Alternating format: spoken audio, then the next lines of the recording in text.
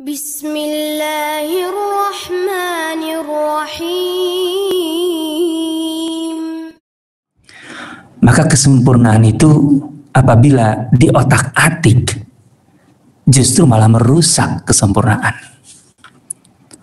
Apalagi kalau kemudian dirombak. Apalagi kalau kemudian direduksi, dikurangi. Apalagi kalau kemudian diruntuhkan. Saya yakin sepenuhnya manusia semuanya, baik yang kafir sekalipun, apalagi yang mukmin, tujuan hidupnya adalah mencapai kebahagiaan di dunia ini. Tentu di dunia ini tidak ada yang ingin sengsara di dunia pada dasarnya. Bahagia. Masalahnya kalau di akhirat tinggal yang bermain iman. Tapi kan di dunia orang yang kafir sekalipun ingin bahagia, pasti. Dan memang itu yang harus menjadi pandangan dasar hidup seorang mukmin, orang beriman. Doa yang sering, bahkan barangkali paling sering kita baca, yang diajarkan Rasulullah SAW adalah Rabbana atina fid dunya hasanah wa fil akhirati hasanah. Lihat. Jadi Rasulullah SAW mengajari kita semua bahwa orang-orang beriman itu tidak hanya meminta kebaikan atau kebahagiaan di akhirat, tapi juga kebahagiaan di dunia. Di dunia berarti memang sifatnya materialistik. Dan tidak ada yang salah dengan kebahagiaan materi. Tidak ada yang salah. Yang salah adalah penyalahgunaan terhadap materi. Materi ini adalah zina. Ini adalah keindahan perhiasan dunia. Qul man harrama zinatallah. Siapa? Katakan, siapa yang mengharamkan kenikmatan dunia, materi yang indah-indah itu? Enggak haram pada dasarnya. Yang diciptakan oleh Allah, akhrajaha li ibadih, untuk hamba-hambanya. Enggak. Pada dasarnya enggak. Yang bermasalah itu menyalahgunakannya. Tapi materinya bukan masalah. Al-Quran yang mengajarkan kita bagaimana Nabi Sulaiman bergelimang materi itu. Siapa yang lebih kaya dari Nabi Sulaiman? Konglomerat mana di dunia ini yang lebih kaya dari Nabi Sulaiman? Sekaya-kayanya siapa sekarang? Bill Gates? Siapa? Bezos? Itu siapa lagi? Warren Buffett? Siapa lagi? Orang-orang kaya dunia? Mark Zuckerberg? Tapi barusan kekayaannya digeser sama Elon Musk, pemilik Tesla. Oke. Tapi coba sandingkan dengan Nabi Sulaiman. Nabi Sulaiman alaihissalam, dia mengendalikan jin. Jin yang kemudian dipekerjakan dalam Al-Quran, kulla banna'in wa ghawas. Membangun bangunan yang megah-megah. Kuli bangunannya jin, gitu. Kan kebayang seperti apa kerjanya. Siang malam gak kenal capek. Itu di atas tanah. Ke bawah nyelam, gawas, ke kedalaman laut untuk mencari perhiasan-perhiasan dari laut, mutiara dan sebagainya. Kebayang gak seperti apa kayanya Nabi Sulaiman? Ketika Ratu Balkis mau menyogoknya, ketawa Nabi Sulaiman. Bal antum bihadiyatikum tafrahun. Dia mau nyogok supaya tidak diserang dengan hadiah emas, intan, berlian, mutiara dan seterusnya, perhiasan. Dikawal oleh tentara pasukan dari Sabah, soalnya jauh dari Yaman ke Palestina. Gitu ya. 2000 km itu. Bal antum bihadiyatikum tafrahun. Itu kan bahasa ngejek. Kalian bangga merasa telah memberi atau membawa banyak harta dengan hadiah kalian itu. Kalian bangga dengan segitu. Bagi itu bukan, nggak ada apa-apanya. Kan itu dari Sulaiman. Itu dibuktikan dengan ketika Balkis datang kan. Masuk ke singgasana Nabi Sulaiman aja Balkis udah langsung gugup. Baru menginjak lantainya aja. Itu saking tidak terbayangnya. Hasibat hulujatan. Ngangkat itu dasternya kali, ya bukan daster kali ya, ratu. Fakashafat an saqaiha.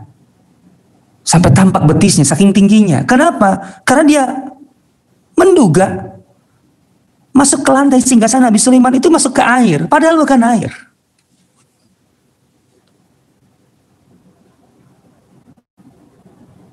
Sarhun mumarradun min qawarir.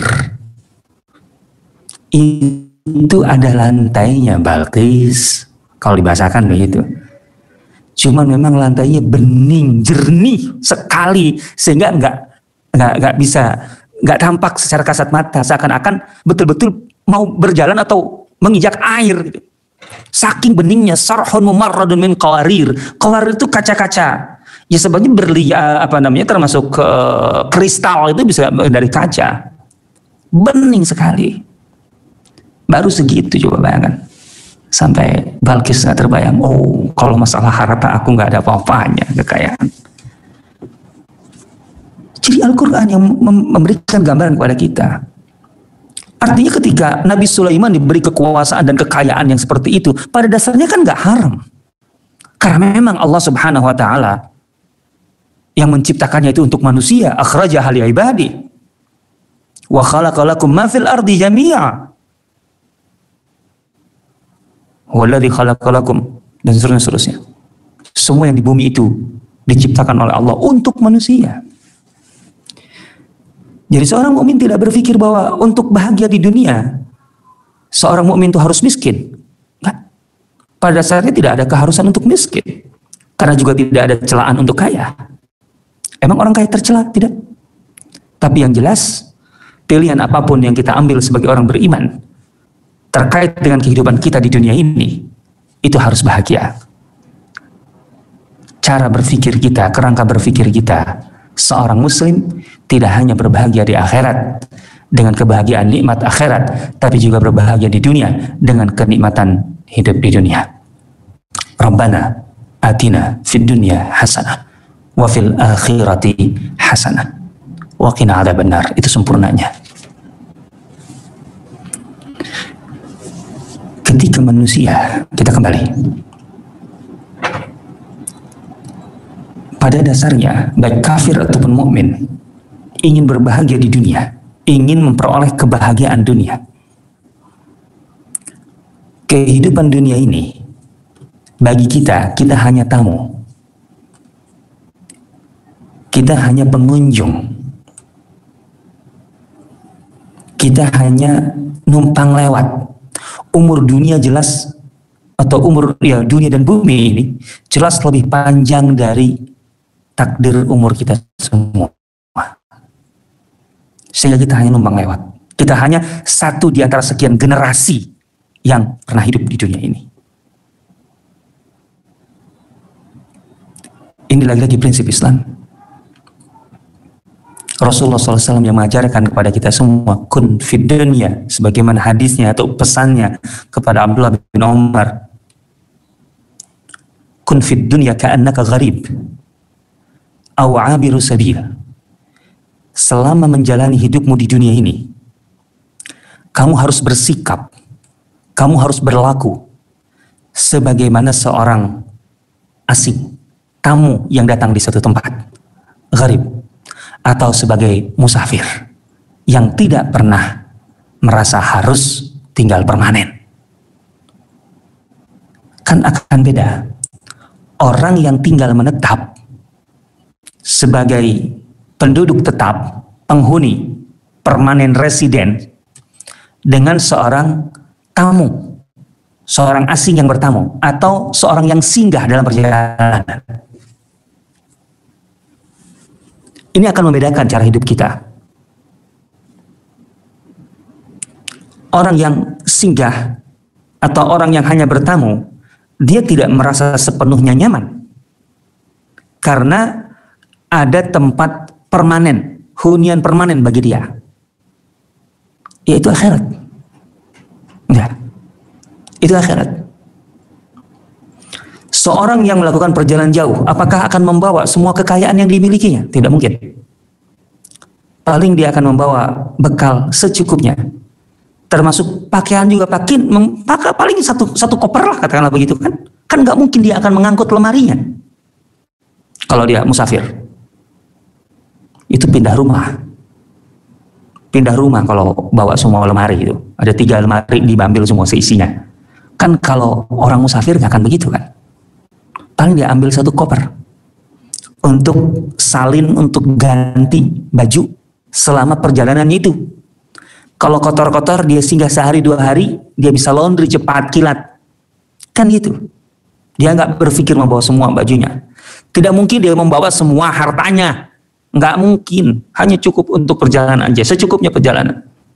Ya cukup 2 lembar, 3 lembar kartu ATM. Kalau sekarang. Kalaupun dia punya 5 kendaraan, dia cukup bawa 1 kan. Masa dia akan bawa 5-5-nya?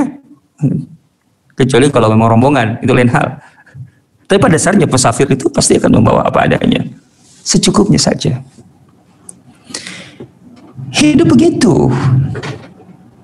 Artinya di satu sisi kita harus bahagia di dunia sebelum bahagia di akhirat. Itu prinsip Muslim. Tapi kebahagiaan kita di dunia bukan kebahagiaan orang yang tenggelam. Karena kita tahu ada tujuan akhir dari kehidupan kita. Makanya doa itu Rabbana atina fid dunya hasanah wa fil akhirati hasanah. Ini artinya kebahagiaan dunia yang kita inginkan di dunia ini adalah kebahagiaan yang sinkron, kebahagiaan yang nyambung dengan kebahagiaan di akhirat. Dalam arti lain, kebahagiaan dunia yang kita inginkan adalah kebahagiaan yang menghantarkan, yang menjembatani, yang memfasilitasi kita menuju kebahagiaan akhirat. Itu yang kita kejar, itu yang kita cari. Dan ini tidak bisa kita wujudkan, kita realisasikan kecuali kalau kita sepenuhnya berkomitmen dengan petunjuk Allah dalam kehidupan ini. Ini yang tidak dimiliki orang-orang kafir.